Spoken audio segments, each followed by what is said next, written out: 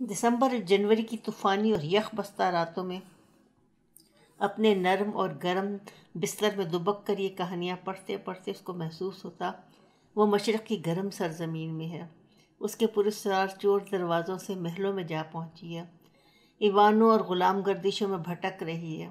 اس نے نقاب ڈال رکھی ہے اور اپنی نیلی اور خاموش جھیل جیسی نگاہوں کو نیچا کر لیا ہے تاکہ کسی کو ان آنکھوں میں اجنبیت کا راز نہ مل جائے۔ چوری چوری وہ یوں ہی گھومتی رہتی، سیاہ چوغے میں لپٹے ہوئے ہارون الرشید کے سنہرے سراپے کا پیچھا کرتی، یہاں تک کہ خاموشی سے وہ اس بجرے میں بھی دبک جاتی، یہاں تک کہ خاموشی سے اس کے بجرے میں بھی دبک جاتی، یہاں بھی نرم و گداز قالین اس کے قدم چومتے، تکیوں سے ٹیک لگائے مسند پر نیم دراز ہارون کے پہلو میں بیٹھے ہوئے جعفر برمکی کی تیز نگاہوں سے بچتی وہ دبکی رہتی۔ عقب سے آتی ہوئی مشرق کی المناک موسیقی میں کھوئی ہوئی پھر اس کو جعفر کی تیز نظریں اپنے جسم میں چپتی ہوئی محسوس ہوتی اور جعفر کی تالی کی آواز پر ادھر ادھر سے اندھیری راتوں کی طرح سیاہ فام غلام نکل آتے اور اشارہ پاتے اسے دجلہ کے یخ بستہ پانی میں دھکیل دیتے۔ وہ چونک اٹھتی اور چپتی ہوئی ہوا کی خفیف سی لہر نہ جانے کہاں سے اس کے بستر میں آتی، وہ کروٹ بدل کر پھر سو جاتی۔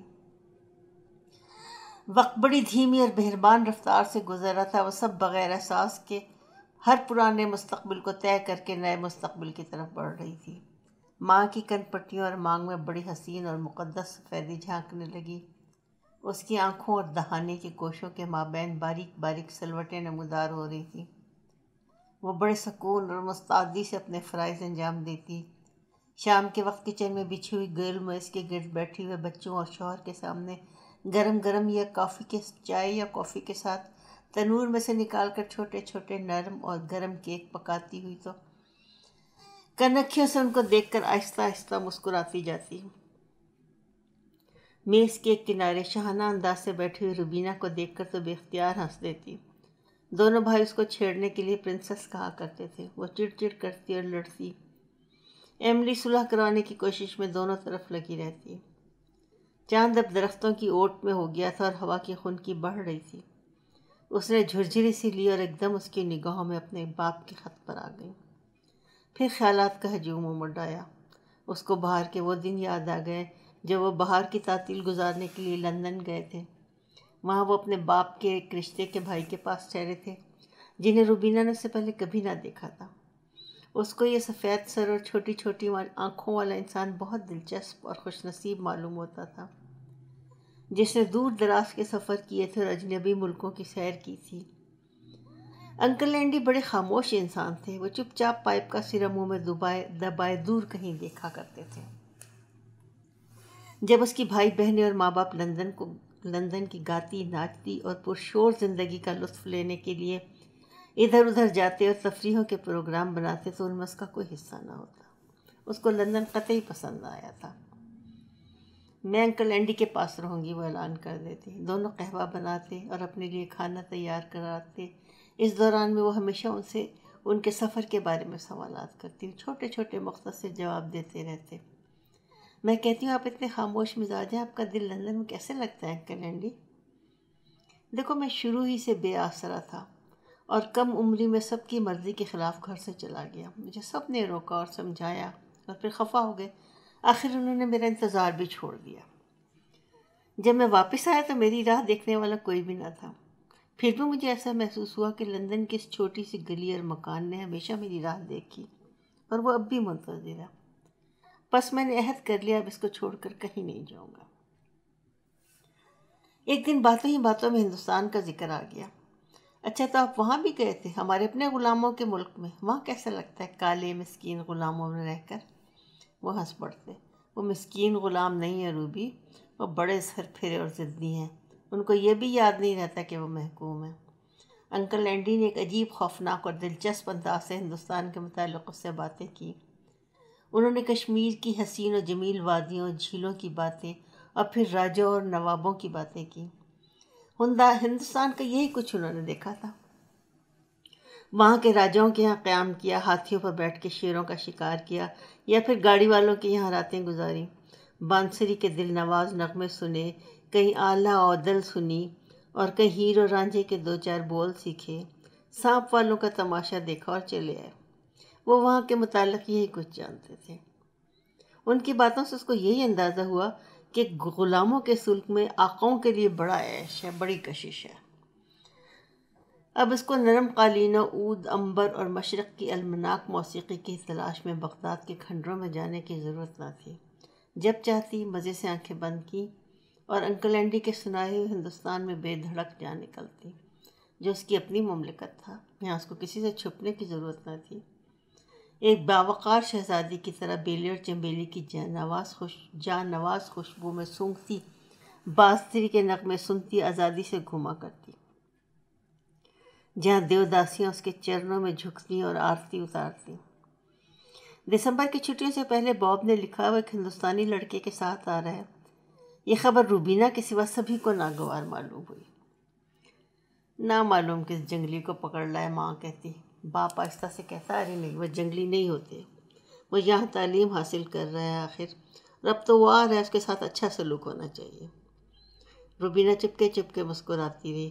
وہ کیوں بتاتی کہ وہ جنگلی نہیں بلکہ سانولا سلونا مہاراجہ ہوگا، الف لیلا کے ہارون کی طرح مہذب اور پرجلال، مگر ہمارا غلام۔ ایک شام جب کہ ہر طرف دھنکی ہوئی روئی کے گالوں کے سوا کچھ نظر نہ آ رہا تھا، گرد و پیش کی ہر چیز نے برف کا لبادہ اوڑھ رکھا تھا، باب اپنے مہمان سمیت آ پہنچا۔ وہ سب نشست گاہ میں آگ کے گرد بیٹھے تھے، آتش دان میں انگارے چٹخ رہے تھے اور آگ کی روشنی کا عکس ان کے چہروں پر ناچ رہا تھا۔ ہر شخص اطمینان سے اپنے کام میں مصروف تھا۔ ماں باورچی خانے میں کام کر رہی تھی، لیکن روبینہ بالکل خاموش بیٹھی تھی۔ اس کے پیروں کے پاس ریشم کی سی بالوں والی بلی سو رہی تھی۔ روبینہ سوچ رہی تھی، کیا ان میں سے واقعی ایک بھی اس مہمان کے متعلق نہیں سوچ رہا جو بھی پہنچنے والا ہے؟ وہ انگریزوں کی روایتی خشکی اور سرد مہری کے برعکس جذباتی تھی۔ ہر نئی بات اس کے ذہن میں ہلچل مچا دیا کرتی تھی۔ وہ شام سے اس نئے مہمان کے متعلق بے شمار باتیں سوچی جا رہی تھی، ساتھ ہی اس کو اپنے آپ پر غصہ بھی آ رہا تھا۔ آخر میں کیوں نہیں ان لوگوں کی طرح اپنے کام میں مصروف ہوں؟ اس نے ایک کتاب اٹھا کر اس کو پڑھنے کی کوشش کی، 2-4 سطریں پڑھی، سر اٹھایا، ادھر ادھر دیکھا اور پھر پڑھنے کی کوشش میں مصروف ہو گئی۔ نیل اٹھا اور ماں کے پاس چلا گیا۔ کچھ ہی دیر کے بعد پچھلے دروازے میں سے قدموں کی چاپ سنائی دی اور پھر باب کی اونچی اونچی آواز میں باتیں کی آوازیں آنے لگی۔ دوسرے لمحے سارا کنبہ باپ کے گرد جمع تھا۔ ملاقات کی ایک رو گزر جانے کے بعد روبینہ نے سوچا، ارے اس کا مہمان تو آیا ہی نہیں۔ باب اس سے مخاطب تھا، ہیلو پرنسس، کیا ٹھاٹ ہے، آج تو تم سچ مچ کی شہزادی لگ رہی ہو، یہ کہہ کر اس کو جھنجھوڑ ڈالا۔ وہ تمہارا مہمان نہیں آیا باب؟ ارے ہاں، دیکھو تو، تمہارے سوا اس کو کسی نے نہیں پوچھا، میں نے اسے کمرے میں پہنچا دیا، ابھی ملواؤں گا۔ باب باپ کے پاس بیٹھ گیا، جو اس کو بڑی خاموشی اور وارفتگی سے دیکھ رہا تھا۔ وہ اس کے چوڑے جسم کو آنکھوں ہی آنکھوں میں ناپ رہا تھا۔ ایملی باب سے بالکل چمٹی ہوئی بیٹھی تھی، لیکن وہ الگ تھلگ بیٹھی ہوئی آگ کو رید رہی تھی۔ باب اس کو دیکھ کر ہنسا، پرنسس کسی کو لفٹ نہیں دیتی، چلو ادھر آؤ۔ اس نے پیار سے اس پر روب جمایا، روبی میں انکل اینڈی سے مل کر آ رہا ہوں، انہوں نے تم کو کچھ تصویریں بھیجی ہیں۔ وہ باتیں کرتا کرتا اٹھ کر نیل کو پکارتا ماں کے پاس پہنچ گیا، پھر وہاں سے ان کی باتیں اور باب کے اونچے اونچے قہقہوں کی آوازیں آنے لگیں۔ باب کتنا شوریدہ سر ہے، باپ مسکرایا۔ ہاں، اس کے شور و غل سے میرا دل گھبرا جاتا ہے، اور نیل بھی اس کے ساتھ مل کر کتنا شریر ہو جاتا ہے، روبینہ نے بڑی بیزاری سے کہا۔ شرم کرو، اتنے دنوں بعد تو آیا، تم کو اس کا شور برا لگ رہا ہے، بڑی آدم بیزار ہو۔ ایملی اپنی اپنی جگہ تینوں بہن بھائیوں پر جان چھڑکتی تھی۔ کھانے کے وقت وہ سب اکٹھے ہوئے تو باب نے اپنے مہمان سے بلایا۔ ماں اور نیل سے وہ پہلے ہی مل چکا تھا۔ روبینہ میز کی طرف پیٹھ موڑے کھڑی تھی، اس کے ہاتھ میں سلاد کی ڈش تھی۔ باب نے مہمان کا تعارف کرایا، مسٹر نادر حسین، یہ فنون لطیفہ کے کسی موضوع پر ریسرچ کر رہے ہیں، مجھے تو نام بھی یاد نہیں رہتا۔ باب ہنسا، یہ میری بہن ایملی ہے اور مجھے نادر کہتے ہیں۔ اجنبی ٹھہری ہوئی آواز میں ایملی سے مخاطب ہوا۔ وہ پلیٹ رکھنے کے لیے مڑی، باب نے فضول ہی قہقہ لگایا، نادر دیکھو یہ پرنسس ہے۔ روبینہ کا دل چاہا وہ ویسی ہی ٹھہری ہوئی آواز میں کہے، اور مجھے غلام کہتے ہیں۔ وہ مسکرائی اور پلیٹ رکھ دی۔ اس بھاری اور گول میز کے گرد ماں کا کنبہ تھا اور قلبی مسرت کے اثر سے وہ مستقل مسکرا رہی تھی۔ روبینہ نے ہندوستانی کی طرف غور سے دیکھا۔